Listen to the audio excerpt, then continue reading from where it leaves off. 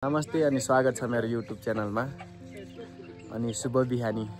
आज हामी चाहिँ थाबाङ गाउँदेखि यहाँ राचिबाङ गएका छौँ। राचिबाङ हामी खास बस्ने चाहिँ यही राचिबाङ हो। अनि हामी आज दिनभरि मल बोक्नलाई आएका छौँ। बिहान 7 बजेतिर 7:30 बजेतिर यहाँ आइपुगेको थियौँ मल बोक्नलाई। अब हामी खाना खाइसकेपछि चाहिँ मल बोक्ने कार्यक्रम हुन्छ। म चाहिँ अहिले हाम्रो घरमा के छन् त्यो देखाइदिन्छु। पलम सब फुलिसकेको छ। पलम यो आरु त फुलेर नि अब यो फल्नै हालिसक्यो। यसले अब फल्नै बाँकी छ। अब वैशाखतिर त फल्छ, जेठतिर त खाने भइहाल्छ। अरू पलम यता पनि छ। यो चाहिँ हाम्रो धारा। पानी आएको छैन आज। माथि फिस्टे भान्जाको बिहे भएर होला पानी अझै हालेकै छैनन्। हाम्रो दाउरा अझै बोक्न बाँकी छ। यति मात्र छ अहिलेलाई। मेरो भान्जा कालु, हेलो कहाँ बाटो हाल खबर? जाम तल तरफतिर डुल्न जाम एकछिन। हाम्रो बुङ्गुरहरूलाई नि देखाइदिन्छु म। बुङ्गुर सबै जे छन् सबै देखाउने छु म है। हामी चाहिँ तल बुद्ध चित्त भन्दा पनि बुद्धमाला, हाम्रो बुद्धमालाको बिरुवा छ तल। त्यो देखाइदिन्छ नै आउँछन्। एउटाले नि मलाई दिनु, अर्कोले नि मलाई दिनु भनेर। बुद्धमालाको भाउ चाहिँ अब बल्ल थाहा पाउन लाग्यो। पहिले चाहिँ हामीले खेत जोत्ने बेला चाहिँ बुद्धमाला यसको के अरे खेत जोत्ने बेला चाहिँ 2वटा हाम्रो हलो भाँचेको थियो। त्यतिखेर चाहिँ यस्ताको काम भनेर ठुल्ठुला 3-4वटा भन्दा नि बढी रुख ढाल्यौँ। यो वर्षदेखि मात्रै बल्ल व्यापारीहरू आएको। पछुटो लाग्थ्यो हामीलाई चाहिँ। बुवाले चाहिँ नकाट्ने भनिरहनु भएको थियो। हामी चाहिँ मैले रिसले काट्यो। तर त्यो बिरुवा फेरि त्यो ठाउँ चाहिँ मैले देखाइदिन्छु अहिले एकछिनपछि। त्यो बिरुवा कहाँ काटेको भनेर है। अहिले हामी चाहिँ बुद्धमालाको बिउ छर्नु भएको थियो बुवाले। त्यो हेरौँ उम्रेछ कि उम्रेछ छैन हाम्रो बुद्धमालाको। खै कहाँ उम्रेछ? ए उम्रेछ यार। यो त गन्जे कतिवटा छ गन्तल? 2टा मात्रै उम्रेछ र। यत्तेरी उम्रेछ यार। यो अहिलेको लगानी हो। पछाडिको त फेरि डरो पैसा हो। यो पैसा फल्छ यसमा। खै अर्को कहाँ उम्रेछ? एउटा यहाँ उम्रिँदा रहेछ। खै अवश्य पनि सफल हुनेछ। हेर्दै जाउँ पछि के हुने हो। पछि पनि देखाउँछु म। यो भइसकेपछि एउटा बिरुवाको 7-8 चाहिँ नास्पति हो। सानो जापानिज नास्पति हो। यो खतरा गुली हुन्छ, लास्टै गुली हुन्छ यो। अनि यतातिर छ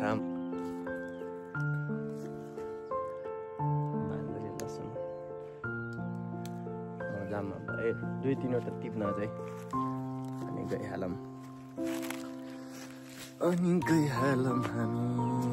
अब एकछिनमा खाना खाने हो। खाना खाएर मल बोक्ने हो। फेरि मल बोकेपछि फेरि रुगा लाग्न सक्छ। फेरि मलको धुवा त कडा पो हुन्छ त। अनि यता हाम्रो बुङ्गुर छ। यसले चाहिँ अस्ति 8वटा बच्चा जन्माएको थियो। एउटा बच्चालाई चाहिँ आमाले चाहिँ 2000मा बेच्नु भएको रहेछ। 2000को दरले 8वटालाई 8 गुणा 16,000 पैसाको माछ असलीमा चाहिँ यहाँ पर्छ। यो चाहिँ हाम्रो होइन, विजय दाइको आमाहरूको है। चाहिँ पहिलेको माछा पोखरी हो। हामी कमिनमा बस्दाखेरि चाहिँ माछा पाल्नलाई यो बनाएको। अनि यहाँ पौडी खेल्थ्यौँ हामी। यहाँ पुरै फोहोर थियो। त्यहीमा साना किराहरू डुबेको हुन्थ्यो। हामी फेरि पौडी खेलेर यो कर्नरदेखि उता त्यहाँ कर्नर पुग्थ्यौँ। एकपटक म अनि मेरो दाइ, झपेन्द्र दाइ, अनि एकजना दाइ अङ्कल हुनुहुन्थ्यो। त्यहाँ चाहिँ खासै खेल्न नसक्नु हुँदो रहेछ। अनि हामीले भन्यौँ तपाईँ खेल्न सक्नुहुन्छ र भन्यौँ। सक्छु भन्नुभयो। अनि यो कर्नरदेखि सुरु गरेर ठ्याक्कै यो बिचमा आएर डुब्नुभयो। पछाडि हामी सानो थियौँ, बच्चा थियौँ। झपेन्द्र दाइले चाहिँ तानेर निकाल्नु भयो। हामीले गाई हाम्रो गोरुहरू चाहिँ यो गोठभित्र छन्। जम्मा 2वटा मात्रै हो। विजय दाईहरूको गोरुहरूसँग सँगै बसे त्यहीहरूले चाहिँ तल गुबाङ लाग्नु रहेछ। अब हाम्रो 2वटा रहेछ फुकालेर लगेर घाँस दिनुपर्छ। अब बुई खै अब टाङ्कै टाढ्यो ए दिमाग आइडिया लाउनु पर्दो रहेछ। खै त हाम्रो गोरुहरू यता आम्मामा ल भान्ज फुकाल त फुकाल थाप्ले हो यसको नाम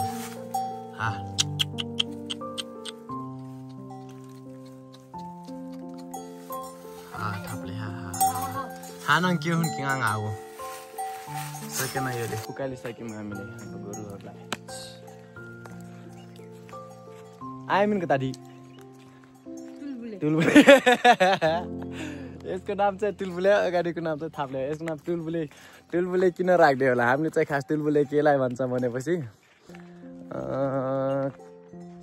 चकचक गर्ने यताउता चकचक गर्ने होइन तिनीहरू चकचके मान्छेहरूलाई टुलबुले चकचकेलाई टुलबुले भने जस्तो लाग्छ मलाई।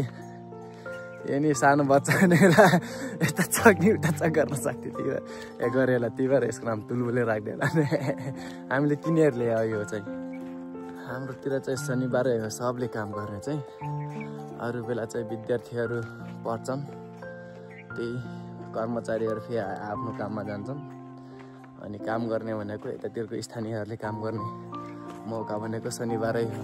त्यही भएर आफ्नो घरमा आमा बुवाहरूले चाहिँ शनिबारको दिन मौका पारेर छोराछोरी जहाँ छन् सबैलाई बोलाएर जे जति छ सबै काम गराउने। आज त घडा पेले चाहिँ काम गर्ने। मेरो भान्जा 6मा पढ्छ खै कहाँ छ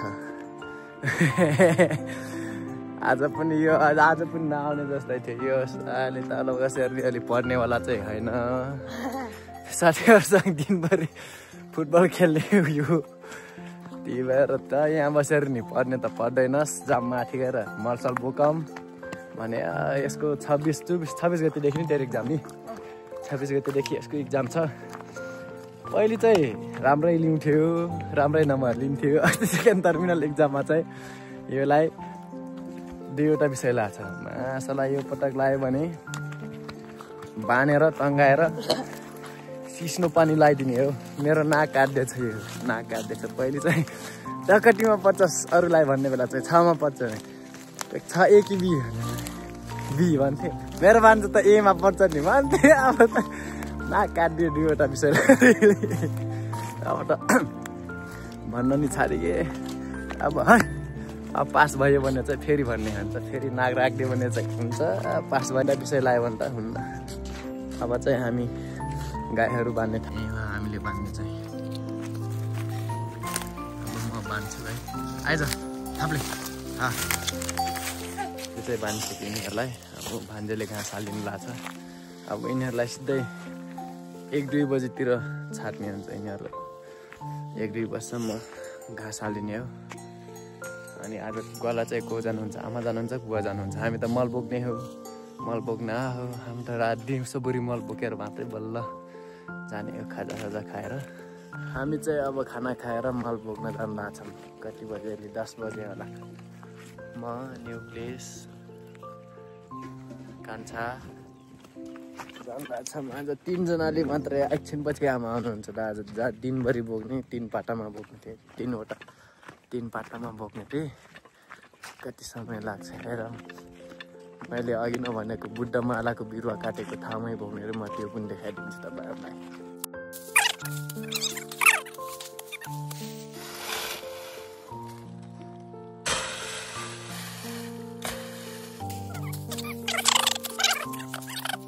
चाहिँ मेरो भारी मेरो डोको भरिसके। अब यहाँ भाइ र भान्जाले भर्दैछन्।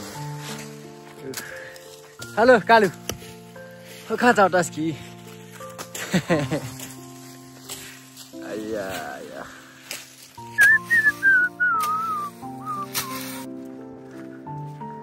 कान्छा अगाडि कालु अझै उठिन्छ। यसको भारी बोक्ने बेला चाहिँ भारी डलेर बखरा हुन्छ। कालु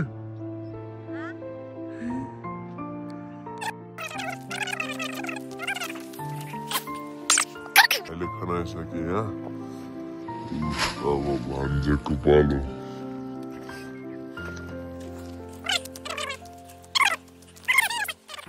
बुद्धमालाको बिरुवा यहाँ पानी पनि छैन, पानी सब सुकिसकेको छ। अनि यतातिर छ बुद्धमालाहरू। सबभन्दा ठुल्ठुलो बुद्धमाला चाहिँ बिचैमा थियो, यो पनि बुद्धमाला नै हो। काटिसक्यौँ, यहाँ बिचमा थियो यति ठुल्ठुलो। अनि यहाँ खेत जोत्ने बेला चाहिँ दुई तहलो भाँचियो एकै दिनमा। ग्रिसले काटेको त आमा पैसा पो काट्यो रहेछ त। यतातिर अझै सानो ठाउँमा छ, त्यहाँ पनि लगभग 10 बोट जति होला, 30 बोट। अनि बुवाले लगाएको बेर्नासँग त्यो त झन् तर्नै छ, त्यो बेच्नुलाई हो अरे। अब हामी मल बोक्ने त्यहाँदेखि यहाँसम्म मात्र। अब चाहिँ सिधै साँझ खाजा खाएर घर जाने बेला। फेरि माथि अर्को पाटामा बोक्नु छ। अझै लगभग 3-4 बजेसम्म बोक्छ मलाई हामीले।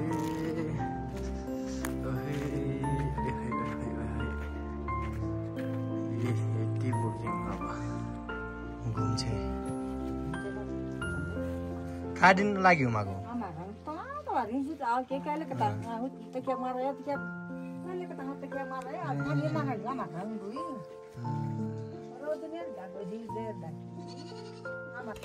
अलि चाहिँ नास्ता टाइम भइसक्यो। हाम्रो नास्ता चाहिँ चाउमिन चाउ र अन्डा।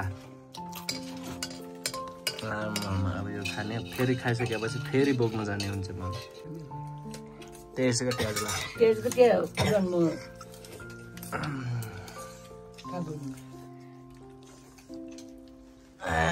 यो मन ठुटा खाङम्जे अहिले आमाले चाहिँ हाम्रो लागि खाजा बुट्न लाग्नु भएको छ। आज अहिले हामी जाने बेला चाहिँ खाजा नि लगेर जाने हो। भट्टा चाहिँ यहाँ छैन, भट्टा चाहिँ गाउँमा हामीसँगै छ, त्यो भुटेर मिसाएर खाने हो।